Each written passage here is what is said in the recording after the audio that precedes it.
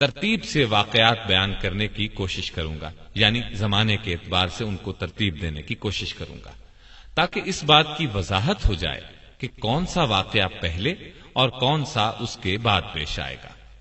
قیامت کی بڑی بڑی علامات میں سرزمین حجاز سے آگ کا نکلنا، یہ واقعہ پیش آ چکا ہے۔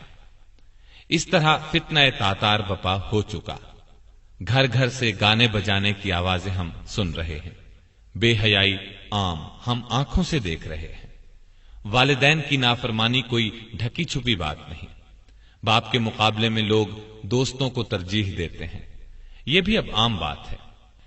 میں تو اب ان علامات کو ترتیب بار بیان کروں گا جن کو ابھی معرض وجود میں آنا ہے، لیکن ان میں سے عام علامات جو اب دیکھنے میں آ رہی ہیں بتاتا چلا۔ یہ مختلف احادیث میں موجود ہیں، یہاں ان کو جمع کر رہا ہوں۔ یہ تمام نبی اکرم صلی اللہ علیہ وسلم کے ارشادات ہیں۔ لوگوں پر ایک ایسا زمانہ آئے گا کہ دین پر قائم رہنے والے کی حالت اس شخص کی طرح ہوگی جس نے انگارے کو مٹھی میں پکڑ رکھا ہو۔ دنیاوی اعتبار سے سب سے نصیب والا وہ ہوگا جو خود بھی کمینہ اور اس کا باپ بھی کمینہ ہو۔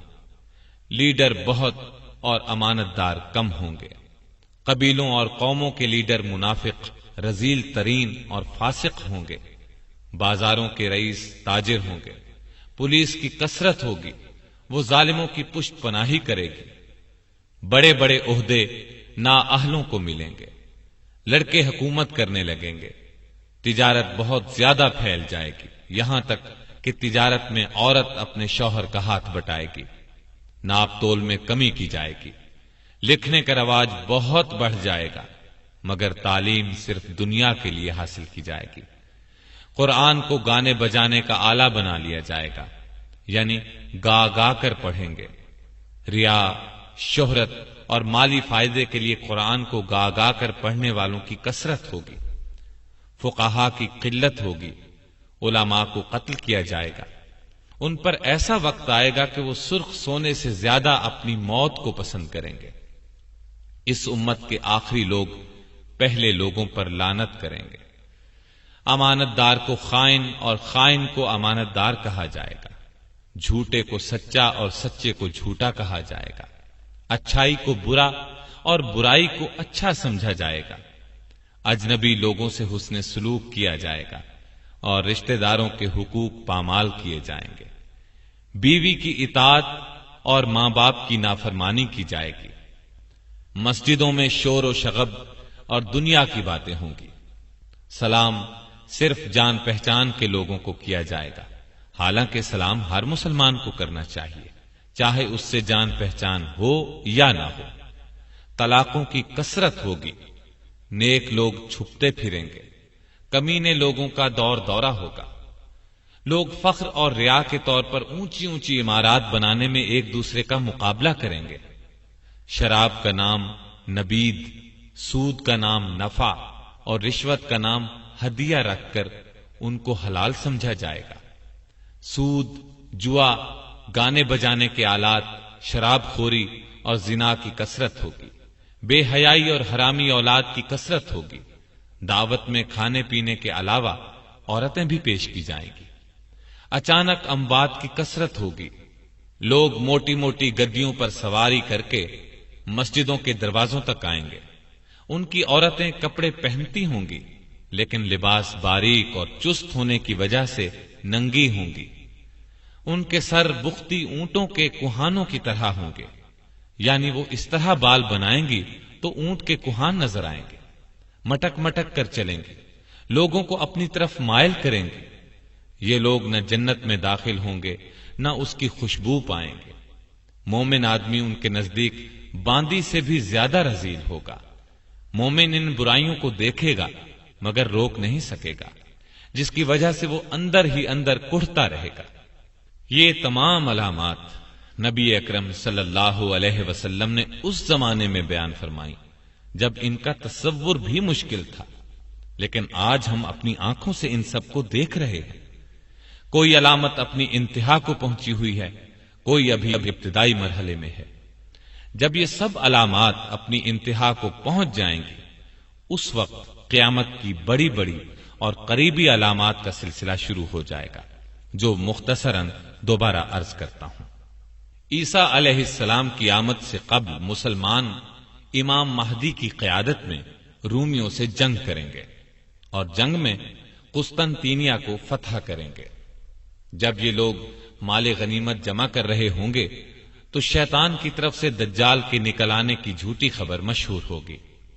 جب لشکر کے لوگ واپس شام پہنچیں گے تو دجال واقعی نکل آئے گا اور اس کے ساتھ 70,000 اصفہان کے یہودی ہوں گے۔ جب دجال کا فتنہ اپنے عروج پر ہوگا تو اس وقت عیسیٰ علیہ السلام کا دمشق کی مشرقی سمت سفید مینارے پر فجر کے وقت نزول ہوگا۔ عیسیٰ علیہ السلام دجال کا تعاقب کریں گے اور اسے لد کے مقام پر قتل کریں گے۔ عیسیٰ علیہ السلام صلیب کو توڑیں گے اور یہودیوں کو چن چن کر قتل کریں گے اور خنزیر کو قتل کریں گے۔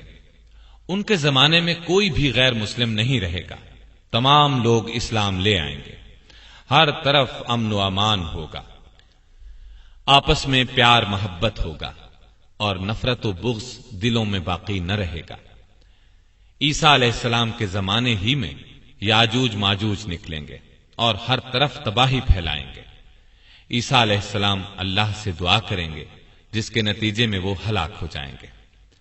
عیسیٰ علیہ السلام اس دنیا میں 40 سال اور ایک روایت کے مطابق 45 سال رہیں گے۔ ان کے زمانے میں پوری دنیا میں ایک بھی کافر نہیں رہے گا، جہاد موقوف ہو جائے گا، نہ خراج وصول کیا جائے گا اور نہ جزیہ، مال و زر کی فراوانی ہوگی۔ جب آپ کی وفات ہوگی تو مسلمان آپ کی نماز جنازہ پڑھیں گے اور آپ کو دفن کریں گے۔ عیسیٰ علیہ السلام کی وفات کے بعد ایک جانور زمین سے نکلے گا جو لوگوں سے باتیں کرے گا۔ اس کے بعد زمین میں دھس جانے کے 3 واقعات ہوں گے، ایک مشرق میں، دوسرا مغرب میں اور تیسرا جزیرہ عرب میں۔ قیامت کی ایک بہت بڑی علامت یہ ہوگی کہ سورج ایک روز مغرب سے طلوع ہوگا، جسے دیکھتے ہی تمام کافر ایمان لے آئیں گے، لیکن اس علامت کے ظاہر ہونے کے بعد کسی کا ایمان لانا قبول نہیں کیا جائے گا اور گناہ گار مسلمانوں کی اس وقت کی توبہ بھی قبول نہ ہوگی۔ ایک خوشگوار ہوا چلے گی، وہ تمام مومنین کی روحیں قبض کر لے گی اور کوئی مومن پوری دنیا میں زندہ نہیں رہ جائے گا۔ پھر دنیا میں صرف بدترین لوگ رہ جائیں گے، وہ گدھوں کی طرح کھلم کھلا زنا کریں گے، پھر پہاڑ دھن دیے جائیں گے، بالآخر انہی بدترین لوگوں پر قیامت آئے گی۔